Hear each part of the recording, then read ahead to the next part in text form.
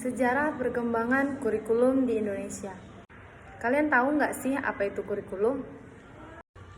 Kurikulum merupakan seperangkat atau suatu sistem rencana dan pengaturan mengenai bahan pembelajaran yang dapat dipedomani dalam aktivitas belajar dan mengajar. Yang intinya, kurikulum adalah rencana pembelajaran.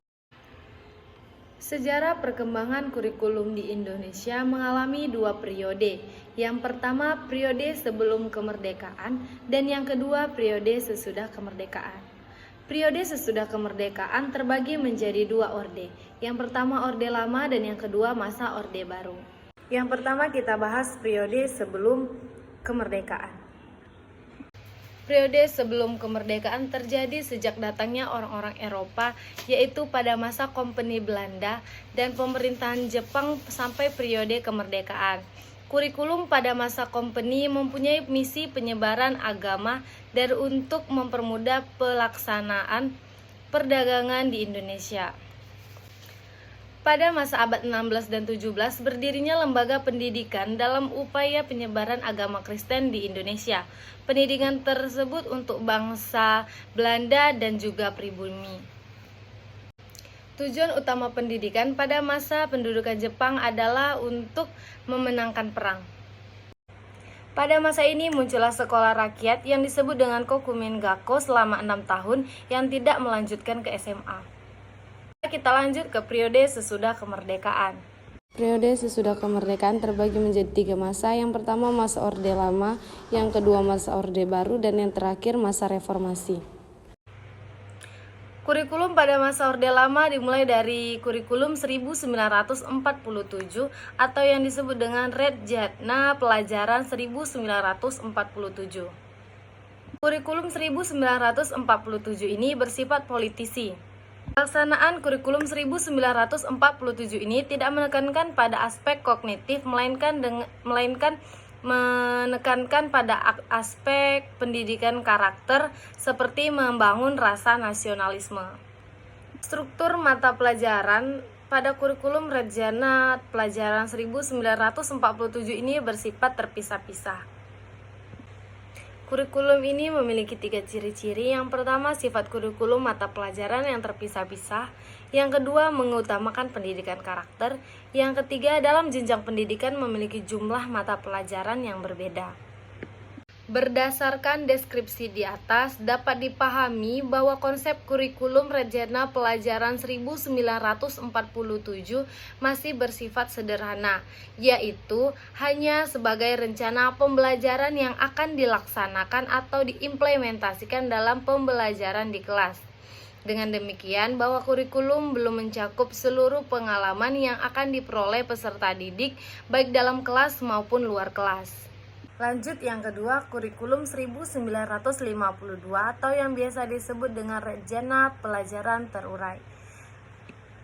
Kurikulum ini memerinci setiap mata pelajaran yang kemudian diberi nama Redjana Pelajaran Terurai 1952 dan belum menggunakan istilah kurikulum.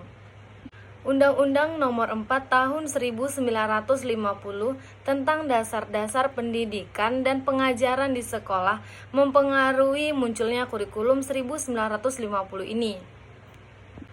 Dalam konteks Redjana Pelajaran Terurai 1952, mata pelajaran diklasifikasikan dalam 5 kelompok bidang studi, yaitu yang pertama moral, yang kedua kecerdasan, yang ketiga emosionalistik atau artistik, yang keempat keterampilan, dan yang kelima jasmani. Kita lanjut ke kurikulum 1964. Konsep pembelajaran aktif, kreatif, dan produktif menjadi isu-isu yang dikembangkan pada Redjana Pendidikan 1964. Konsep tersebut mewajibkan setiap sekolah membimbing anak agar mampu memecahkan masalah terhadap berbagai masalah yang ada. Cara belajar yang digunakan kurikulum 1964 adalah sebuah metode yang disebut dengan gotong royong terpimpin. Selain itu, hari kerida ditetapkan pada hari Sabtu oleh pemerintah. Hari kerida artinya pada hari tersebut peserta didik diberikan kebebasan untuk berlatih Berbagai kegiatan disesuaikan dengan minat dan bakat masing-masing. Dengan demikian dapat dipahami bahwa konsep kurikulum 1964 pada era ini lebih bersifat bagaimana peserta didik bersifat aktif, kreatif, dan produktif menemukan solusi terhadap berbagai masalah yang berkembang dan ada di masyarakat, seperti kegiatan kebudayaan, kesenian, olahraga, dan berbagai bentuk permainan. Kurikulum 1964 direncana agar mampu menjadi alat untuk mencetak manusia Indonesia Pancasila yang sosialis dengan sifat yang termasuk dalam TAP MPRS nomor 2 tahun 1960. Lanjut yang kedua, kurikulum pada masa Orde Baru. Pada masa Orde Baru ini kita mulai dari kurikulum 1968. Undang-Undang Dasar 1945 menjadi kiblat dalam penerapan kurikulum ini secara murni dan konsekuen. Jumlah dari keseluruhan mata pelajaran pada kurikulum 1968 berjumlah 9 mata pelajaran, dengan permasalahan nyata yang terjadi di lapangan.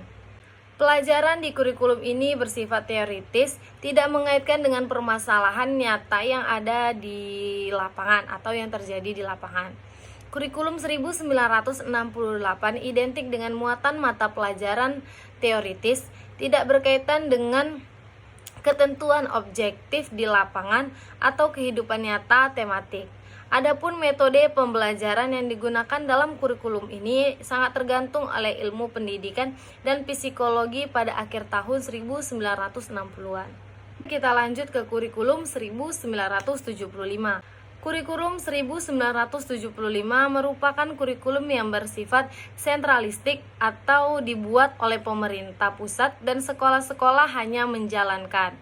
Kurikulum 1975 berprinsip tujuan dari pendidikan harus efektif dan efisien. Kurikulum 1975 banyak mendapatkan kritik dari pelaksana di lapangan. Guru dibuat sibuk untuk menulis perincian apa yang akan dicapai dari setiap kegiatan pembelajaran.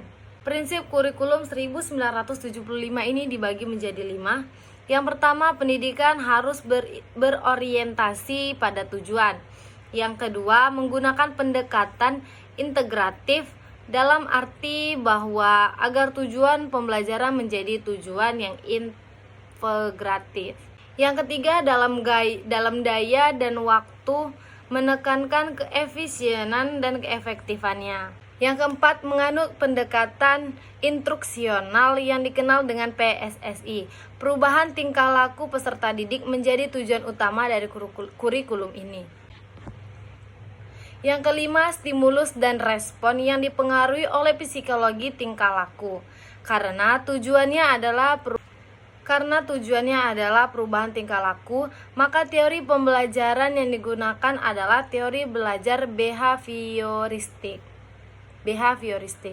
Kurikulum 1975 memuat beberapa pedoman dan ketentuan. Yang pertama, tujuan instruksional adalah suatu tujuan yang hendak dicapai lembaga dalam melaksanakan program pendidikan. Tujuan ini berlaku mulai sekolah dasar sederajat sampai dengan sekolah menengah atas sederajat. Yang kedua, desain program kurikulum adalah suatu kompleks atau suatu kerangka umum program pengajaran yang akan diberikan kepada setiap satuan pendidikan. Dan yang ketiga, garis-garis program pendidikan. Baiklah, kita lanjut ke kurikulum 1984. Model ini disebut dengan cara belajar siswa aktif atau CBSA. Kurikulum ini juga disebut atau sering disebut sebagai kurikulum 1975 yang disempurnakan. Subjek belajarnya adalah siswa. Model seperti ini yang dinamakan active learning karena siswa yang akan selalu aktif dalam pembelajaran. Dari mengamati sesuatu, mengelompokkan, mendiskusikan hingga melaporkan.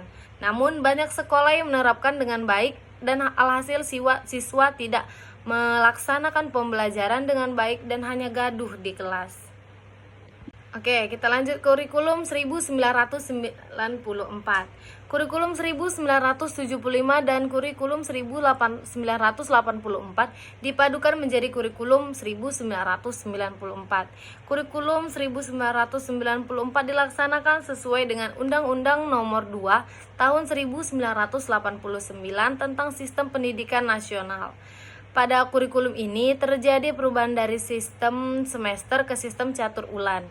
Tujuan pengajaran kurikulum ini yaitu lebih berorientasi pada materi pelajaran dan keterampilan menyelesaikan soal dan pemecahan masalah. Tujuan dan proses kurang berhasil dipadukan. Muatan nasional dan muatan lokal sangat banyak porsinya. Materi muatan lokal disesuaikan dengan kebutuhan daerah masing-masing, misalnya bahasa daerah kesenian, keterampilan daerah, dan lain-lain. Berbagai kepentingan kelompok masyarakat juga mendesak agar isu-isu tertentu masuk dalam kurikulum. Akhirnya, kurikulum 1994 menjadi kurikulum yang super padat dan hasilnya juga kurang bagus. Karena kurikulum sebelum-sebelumnya tidak sesuai dengan yang diinginkan atau terjadinya evaluasi, muncullah kurikulum baru lagi, yaitu kurikulum 2004. Kurikulum 2004 atau yang biasa disebut dengan KBK, kurikulum berbasis kompetensi. Kurikulum berbasis kompetensi adalah suatu konsep pendidikan, strategi kurikulum yang menekankan pada penguasaan berbagai kompetensi tertentu. Peserta didik tidak hanya menguasai pengetahuan dan pemahaman, tetapi juga keterampilan sikap, minat, dan motivasi dan nilai-nilai agar dapat melakukan sesuatu dengan penuh tanggung jawab. Ciri-ciri kurikulum 2004, yang pertama memperhatikan apa yang sah diperoleh siswa selama dilaksanakan KBM. Yang kedua, hasil akhir dari sebuah pembelajaran adalah anak mempunyai agama dan keterampilan. Yang ketiga, metode pembelajarannya bermacam-macam. Yang keempat, sumber belajar tidak hanya mengandalkan guru, namun dari segala sesuatu yang mengandung edukasi. Yang kelima, penilaian berdasarkan proses yang dilalui siswa dan hasilnya. Kemudian kurikulum 2003 diperbarui menjadi kurikulum 2006 atau yang biasa disebut dengan KTSP, kurikulum tingkat satuan pendidikan.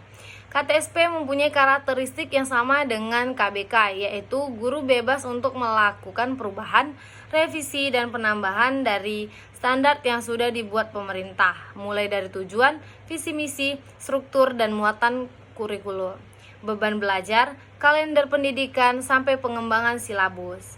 Sedangkan menurut Kunandar dalam bukunya Abdullah Aidi, karakter pembelajaran dalam KTSP adalah sebagai berikut. Yang pertama, KTSP menuntun siswa untuk mengembangkan ilmu pengetahuan, minat, bakat yang akhirnya akan membentuk siswa yang mempunyai kemandirian dan keterampilan. Yang kedua, KTSP berorientasi pada hasil belajar dan keberagaman. Yang ketiga, strategi pembelajaran yang digunakan beraneka ragam. Yang keempat, sumber belajar bukan hanya guru, namun bisa teman sekelasnya, buku-buku, film yang mengandung edukasi. Yang keempat, penilaian dilihat dari proses dan hasilnya pada suatu target pencapaian kompetensi. Kemudian kurikulum 2006 diperbarui lagi menjadi kurikulum 2013. Adapun kurikulum 2013 dirancang dengan karakteristik sebagai berikut. Yang pertama, mengembangkan secara seimbang antara kognitif, afektif, dan psikomotor. Yang kedua, siswa menerapkan apa yang sudah didapat di sekolah dalam kehidupan sehari-harinya. Yang ketiga, mengembangkan afektif, kognitif, dan psikomotorik serta menerapkannya dalam berbagai situasi di sekolah maupun di lingkungan masyarakat. Yang keempat, memberi kesempatan yang banyak kepada siswa untuk mengembangkan aspek afektif, kognitif, dan psikomotorik. Yang kelima, kompetensi inti dijabarkan menjadi kompetensi dasar. Yang keenam, kompetensi dasar yang diturunkan dari kompetensi inti harus sesuai dengan dan sinkron.